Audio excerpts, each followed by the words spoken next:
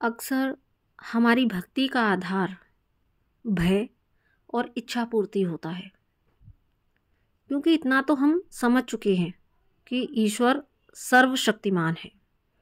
हमारे belief system में ये फिट है कि ईश्वर बना भी सकता है और बिगाड़ भी सकता है। अंतिम पासा तो उसी का चलता है, क्योंकि वो एक सर्वोपरि सत्ता है। ये हम अच्छे से जान चुके हैं। हमारे बिलीफ सिस्टम में, हमारे सबकॉन्शियस माइंड में ये अच्छे से फिट है।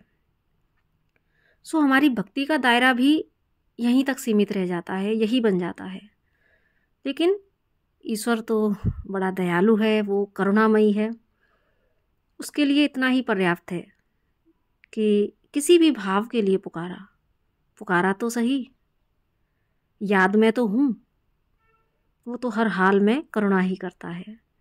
लेकिन जिस दिन हमारे पास ईश्वर से मांगने के लिए ईश्वर के अलावा कुछ नहीं होता, जिस दिन भक्ति का आधार ईश्वर के प्रति प्रगाढ़ प्रेम और समर्पण होता है, जिस दिन उसकी याद में आंखों से विरह के आंसू निकलते हैं, जन्म जन्मांतर से उससे बिछुड़ने की तड़प एक हूक बनकर हृदय से निकलती है, उस दिन सच्ची भक्ति का हृदय में प्रवेश होता है। फिर सारे भय मिट जाते हैं और मन्नत में भी अगर रह जाता है तो वो सिर्फ ईश्वर। तो आइए प्रार्थना करें ईश्वर से कि ईश्वर हमें ऐसी ही भक्ति से नवाजे। क्योंकि यही कुछ पंक्तियाँ मुझे मेडिटेशन में चैनल हुई हैं जस्ट अभी। सो एज इट आपसे कन्वे कर रही हूँ कि वो तो हमसे हर हाल में प्रेम करता है, और वो तो इस इंतज़ार में रहता है कि कब मेरा बच्चा सच्चे दिल से, निस्वार्थ भाव से मुझे पुकारेगा। क्योंकि वो नहीं चाहता कि हम इतने तकलीफ़ों में रहें। और जिस दिन हम सच्चे अर्थों में भक्ति का सही अर्थ समझ जाएंगे, उस दिन हमारे और ईश्वर के बीच में सच में कोई भेद नहीं रहेगा, कोई पर्दा नहीं। आपकी एक पुकार पर, हमारी एक पुकार पर वो हमारे सामने उपस्थित हो जाता है। क्योंकि जैसा रामकृष्ण परमहंस जी ने जो विवेकानंद से बोला था, विवेकानंद जी को जब इतनी तड़प थी ईश्वर को जानने की, सो बहुत सारे गुरुओं के पास वो जाते थे और वो यही पूछते थे कि क्या ईश्वर है, क्या उसे देखा जा सकता है। तो उन्होंने बहुत सारे वेद पुराणों का सबका अध्ययन किया, बहुत सारे गुरुओं के पास गए, 51 उन्होंने गुरु धारण किए। लेकिन जब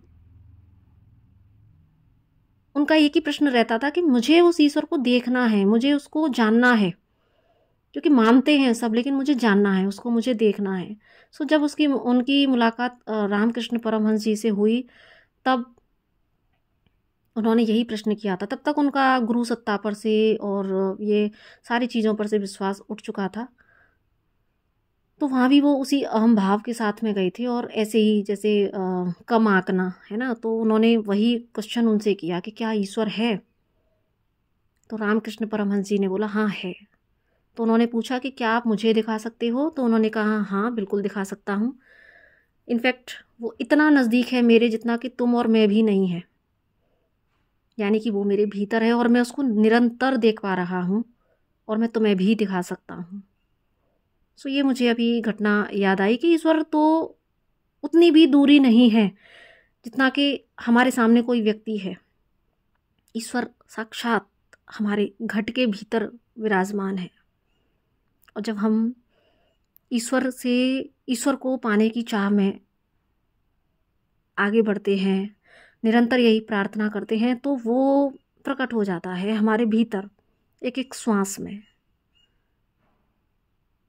तो आइए हम सभी उसी भाव में बह जाते हैं और ईश्वर को अपने भीतर